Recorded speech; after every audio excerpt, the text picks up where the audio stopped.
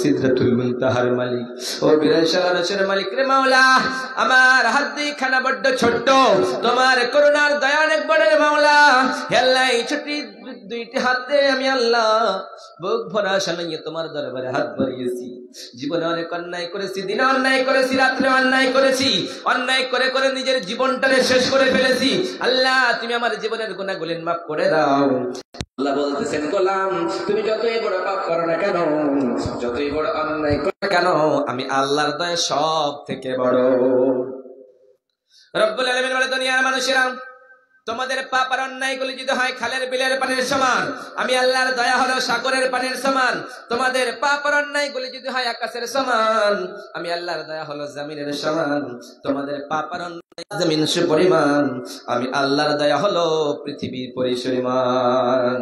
রব্বুল আলামিন বলেন, কাল কিয়ামতের কোটে মুসিবতের দিনে, যে দিনে বন্ধু বন্ধুর পরিচয় দেবে না, ভাই ভাইয়ের পরিচয় দেবে না, কেউ কাউকে বলে পরিচয় দেবে না, সেই দিন মুসিবতের দিনে রব্বুল আলামিন বলে, দুনিয়ার মানুষেরা, তোমরা আকাশ জমিন সুপরিমাণ পাপ লইয়া আমি আল্লাহর দরবারে দাঁড়াবা, আমি আল্লাহর দরবারে যাবা।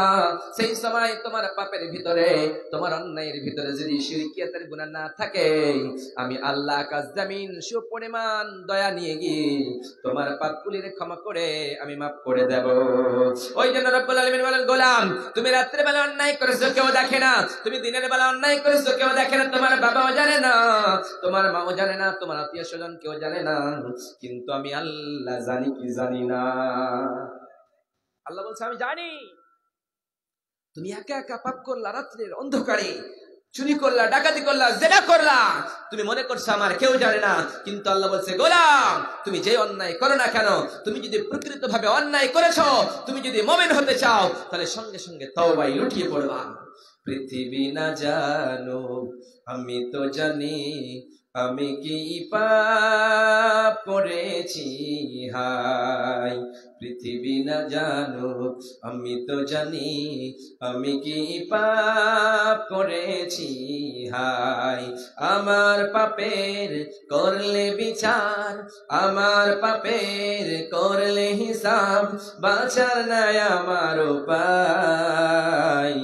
দয়াময় প্রভু মাফ করো আমায়, মাফ করো আমায়।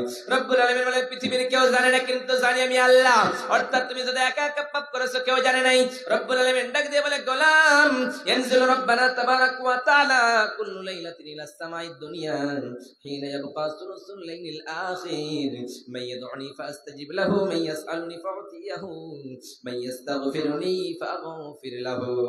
রব্বুল আলামিনের নবী বলেন, বিশ্ব নবী সাল্লাল্লাহু আলাইহি ওয়াসাল্লাম ডাক দিয়ে বলে, গোলাম রব্বুল আলামিন ডাক দিয়ে বলে, ওরে বান্দারা, দুনিয়ার জমিনে তুমি যখন এইরকম করে আল্লাহ যখন তৃতীয় রাত হয়ে যায়, অর্থাৎ 1/3 রাত যখন শেষ হয়ে যায়, তখন রব্বুল আলামিন প্রথম নম্বরের আসমানে ডাক দিয়ে বলে, গোলাম তোমরা কে কি পাপ করেছো আমার দরবারে চাও। তোমাদের কিসের প্রয়োজন লাগবে বলো, তোমাদের সন্তানের প্রয়োজন লাগবে বলো, তোমাদের ধন সম্পদের প্রয়োজন লাগবে বলো, তোমাদের ছেলের প্রয়োজন লাগবে, কার কি প্রয়োজন লাগবে বলো, আমি আল্লাহ সব কিছু মিটায় দেব। মাইয়াদউনি ফাআস্তাজিব লাহু মাইয়াস্তাগফিরুনি ফাআগফির লাহু। রব্বুল আলামিন ডাক দিয়ে বলে, গোলাম তুমি জীবনে পাপ করেছো, জীবনে অন্যায় করেছো, জুলুম করেছো, তুমি আমার কাছে চাও, আমি আল্লাহ তোমার জীবনের গুনাহগুলি মাফ করে দেব রে গোলাম।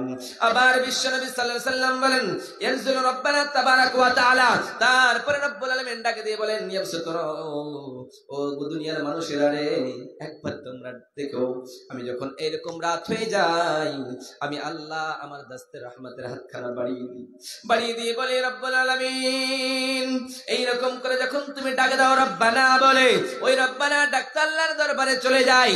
আর সে রব্বুল আলামিন বলেন,